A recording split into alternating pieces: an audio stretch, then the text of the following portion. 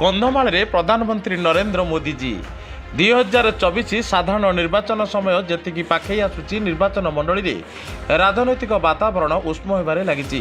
ତେବେ ଶନିବାର ଦିନ କନ୍ଧମାଳଠାରେ ଲକ୍ଷାଧିକ କର୍ମୀ ଓ ଜନସାଧାରଣଙ୍କୁ ଉଦ୍ବୋଧନ ଦେଇଥିଲେ ଯଶସ୍ୱୀ ପ୍ରଧାନମନ୍ତ୍ରୀ ମାନ୍ୟବର ନରେନ୍ଦ୍ର ମୋଦି। 1 ଲକ୍ଷ ଟଙ୍କା ଭିକ ମାଗି ଜଗନ୍ନାଥଙ୍କୁ ଦାନ କରିଥିବା ବୃଦ୍ଧାଙ୍କ ମହାନତା ଆଗରେ ଯଶସ୍ୱୀ ପ୍ରଧାନମନ୍ତ୍ରୀ ପ୍ରଥମେ ସେ ବୃଦ୍ଧାଙ୍କୁ ସମ୍ମାନିତ କରି ନତମସ୍ତକ ହୋଇ ଆଶୀର୍ବାଦ ମାଗିଥିଲେ ଓ ପରେ ଭାଜପାର ଉନ୍ନତିମୂଳକ କାର୍ଯ୍ୟ ବିଷୟରେ କହି ଡବଲ ଇଞ୍ଜିନ ସରକାର କରିବା ପାଇଁ ଆହ୍ୱାନ ଦେଇଥିଲେ।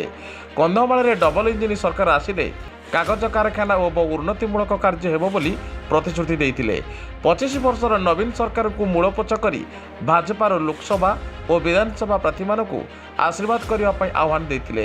ମାନ୍ୟବର ପ୍ରଧାନମନ୍ତ୍ରୀ ସମସ୍ତ ରାଜ୍ୟବାସୀଙ୍କୁ ନିମନ୍ତ୍ରଣ ଦେଇ କହିଲେ, ଆସନ୍ତା ଜୁନ୍ 10 ତାରିଖରେ ଓଡ଼ିଶାର ମୁଖ୍ୟମନ୍ତ୍ରୀ ଭାବେ ଶପଥ ନେବ ଭାରତୀୟ ଜନତା ପାର୍ଟି।